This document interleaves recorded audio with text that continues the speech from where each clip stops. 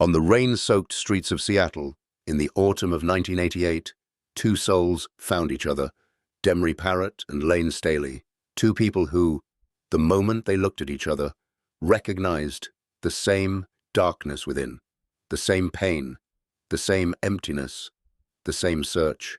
And from that moment on, they would never truly be apart. Not even death could separate them.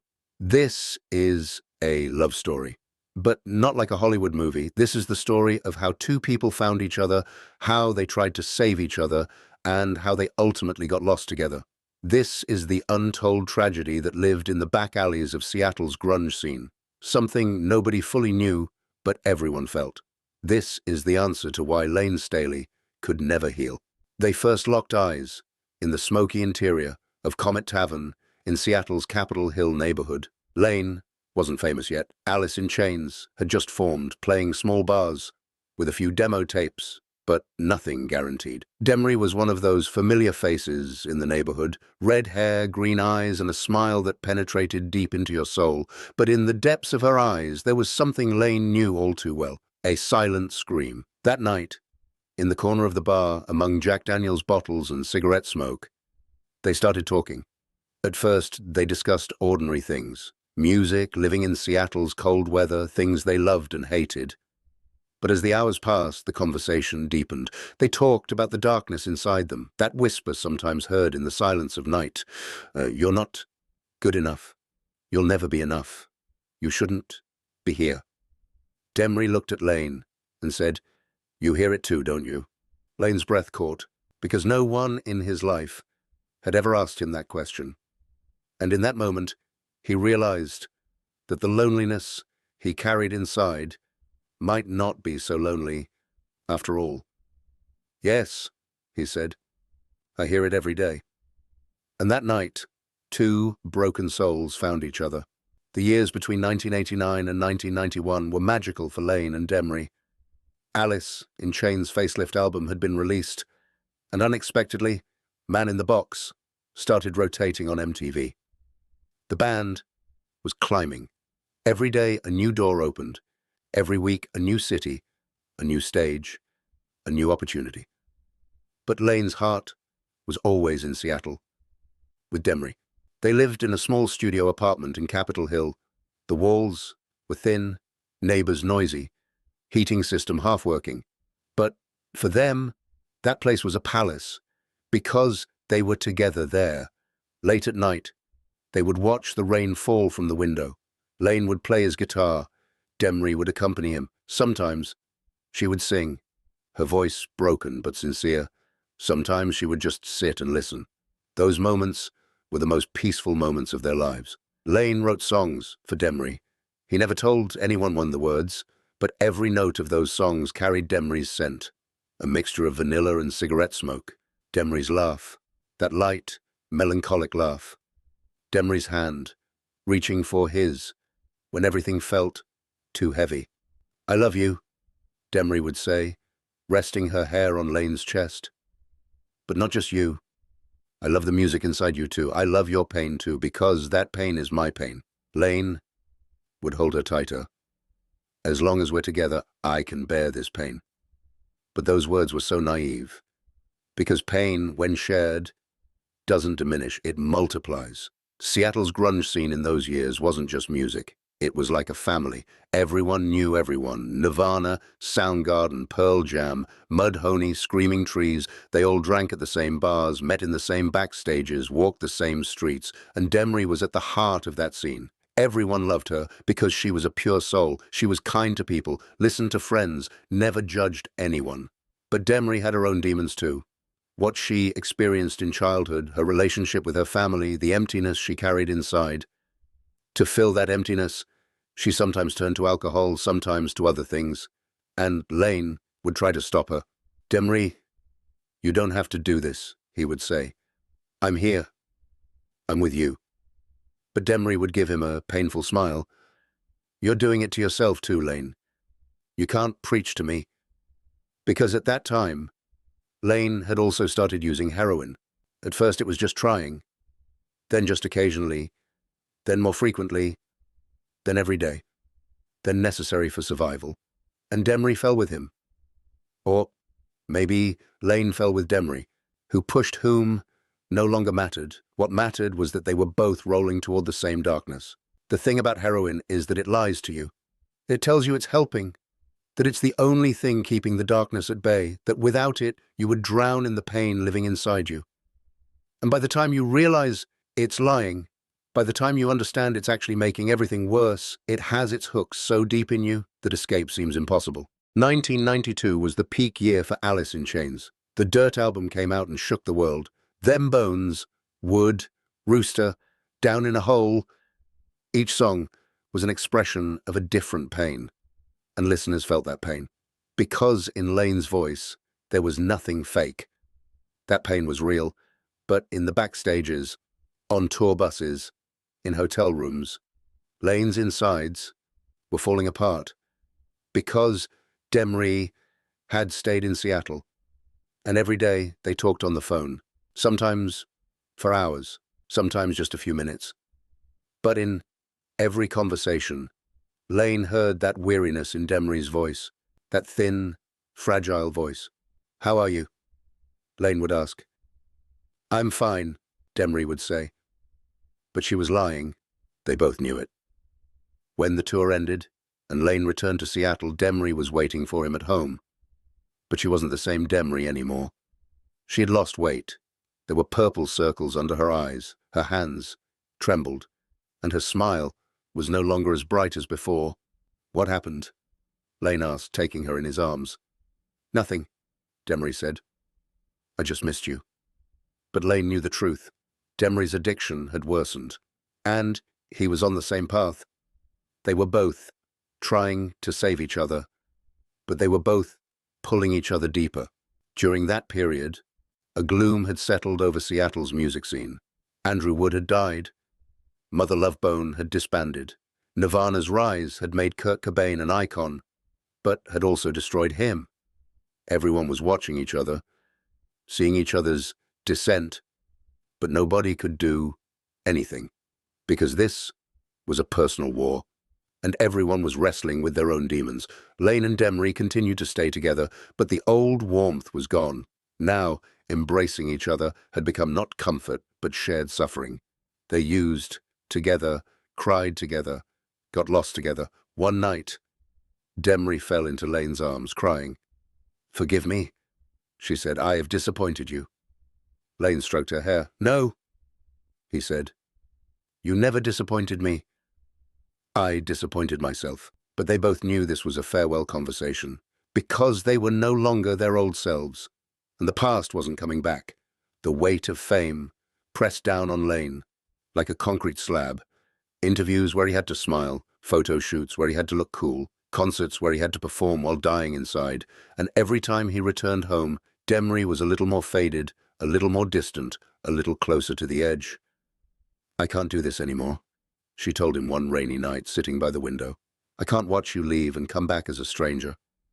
"I'm not a stranger," Layne said. "I'm still me." "No," Demri whispered. "You're becoming someone else, and I'm losing you." But the truth was, they were both losing themselves, and they didn't know how to find their way back. In 1994, Layne and Demri broke up. They ended their relationship, but in reality, they never ended it, because that relationship had embedded itself in their DNA. Even though they lived in separate homes, they were still connected to each other, still calling each other, still holding on to each other. Kurt Cobain's suicide shook the Seattle scene.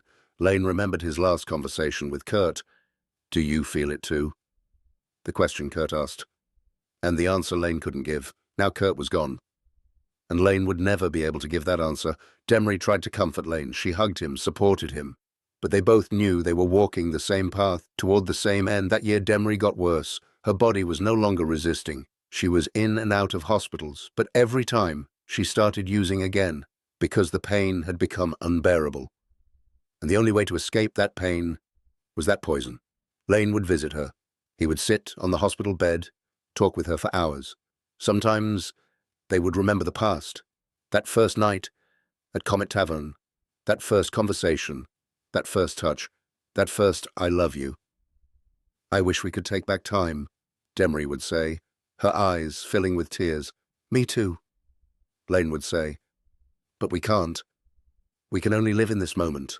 But this moment was full of pain. This moment was dark. This moment was hopeless. Friends tried to intervene. Jerry Cantrell, Layne's bandmate and closest friend, sat with him one night. "You're killing yourself," Jerry said, "and you're watching her kill herself. This has to stop." Layne looked at him with hollow eyes. "How do I stop loving her, Jerry? Tell me how." There was no answer to that question. In October 1996, Demri Parrott died. Endocarditis. Her heart valves had been destroyed by infection. She was 27 years old. The woman Layne loved, tried to save but couldn't save, was gone. Layne went to her funeral, but he couldn't speak, couldn't cry. He just sat, looked at the casket, and felt something inside him die forever. From that day on, Layne never returned to his old self. Because Demri was a part of his soul, and that part was gone now. Alice in Chains recorded MTV Unplugged in 1996. Layne sat on stage, eyes empty, voice still powerful but inside completely burned out. Viewers saw a ghost singing on their screens. Because Layne wasn't there anymore. His soul was with Demri. When he sang Down in a Hole, Layne's eyes filled with tears because that song was for Demri. Every word was written for her, and now, singing that song, he felt Demri beside him, invisible but present. The lyrics hit differently now. "I'd like to fly, but my wings have been so denied." Those weren't just words anymore, they were his reality. Demri had been his wings, and without her he couldn't fly. After the performance, the other band members hugged Layne, but Layne couldn't accept their comfort, because comfort wasn't what he needed. He just wanted Demri back. Years passed. 1997, 1998, 1999, 2000. Layne increasingly withdrew into himself. He lived alone in his Capitol Hill apartment, didn't let anyone in, didn't see his family. When he called friends, his voice was unrecognizable, weak, broken, finished. Neighbors said they sometimes saw him. In the darkness of night, when he went out to throw away trash, a man like a shadow, long hair, messy beard, sunken eyes. He didn't talk to anyone, just quickly returned to his apartment. Inside, he looked at Demri's photographs. He remembered those beautiful days spent with her, and he asked himself, why couldn't I save her? But he knew the answer, because he couldn't even save himself. The apartment became a tomb. Empty pizza boxes, unpaid bills, instruments gathering dust. The phone would ring sometimes, his mother, his sister, old friends, but Layne rarely answered. When he did, his voice was barely a whisper. "I'm fine," he would lie. "Just tired." But he wasn't fine. He was drowning. And unlike in the song, there was no one to pull him out. Mike Starr, the former Alice in Chains bassist, managed to see Layne one last time in 2001. He later described what he saw. It wasn't Layne anymore. It was a skeleton with Layne's voice. He weighed maybe 90 pounds, but he still talked about Demri like she had just left the room. "She's waiting for me," Layne told Mike. "I'll see her soon." Those words chilled Mike to the bone, because he knew what Layne meant. On April 5th, 2002, exactly 8 years after Kurt Cobain's death, Layne Staley died. He was found in his Capitol Hill apartment, on his couch, dead from an overdose. His body had been there for weeks. Nobody had noticed. Nobody called. Nobody knocked on his door. And he died alone. But was he really alone? Maybe not. Maybe in those final moments Demri was beside him. Maybe he saw her, touched her. Maybe Demra whispered to him, "Don't be tired anymore. Come be with me forever." And Layne, smiling, went. When the coroner examined his body, they found his weight had dropped to 86 pounds. The autopsy revealed a mixture of heroin and cocaine in his system, but what they couldn't measure was the weight of grief he had carried for 6 years, the unbearable lightness of living without the person who understood him most.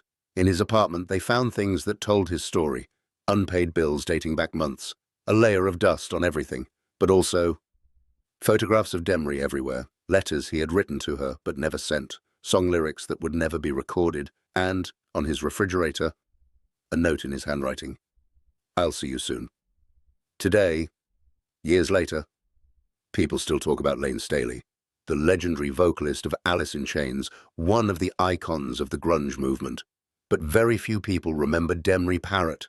She's not in the records, not on MTV, not on Rolling Stone covers, but in Layne's heart, she was always there. Demri was the invisible inspiration behind Layne's music, that pain, that loneliness, that longing look. It all belonged to Demri. It was all the echo of a lost love. In nutshell, Layne sings, "If I can't be my own, I'd feel better dead." And those words described the pain of living without Demri. In Seattle, when old friends still gather, they remember Demri, her laugh, her warmth, her fragility, and they say, "I wish we could have saved her. I wish we could have saved Layne." But some people can't be saved, because they don't want to be saved. They want to be with the ones they love. If not in this world, then somewhere else. The story of Layne and Demri isn't a warning. It's not a tragedy. This is love in its purest form. Two souls finding each other, understanding each other, loving each other, and ultimately getting lost together. Because sometimes love doesn't save you, sometimes love sinks with you, but still, that love is worth living for. Seattle still reigns. The streets of Capitol Hill still echo with memories. The Comet Tavern is still there, though under different ownership. And sometimes, when the fog rolls in thick and the night feels heavy, locals swear they see two figures sitting in the corner of Comet Tavern. A man with long hair holding a guitar, a woman with red hair resting her head on his shoulder. They're not really there, of course, but the love is. Layne Staley and Demri Parrott's graves are in the same city. Seattle. Rainy, foggy, melancholic Seattle. Sometimes fans leave flowers. Sometimes they write notes. "You're at peace now." Together. This is not a story about addiction. This is a story about two people who loved each other so completely that they couldn't exist without each other. Demri taught Layne that it was okay to feel, and Layne showed Demri that she was seen. They saved each other in the only way they knew how. Not from death, but from loneliness. The rain continues to fall on Seattle. The music continues to play. And somewhere in the space between memory and eternity, two souls are finally home. Together. But there's something else. Something the world didn't know about those final years. Something found in Layne's apartment after his death. A box of cassette tapes, unmarked, hidden in his closet.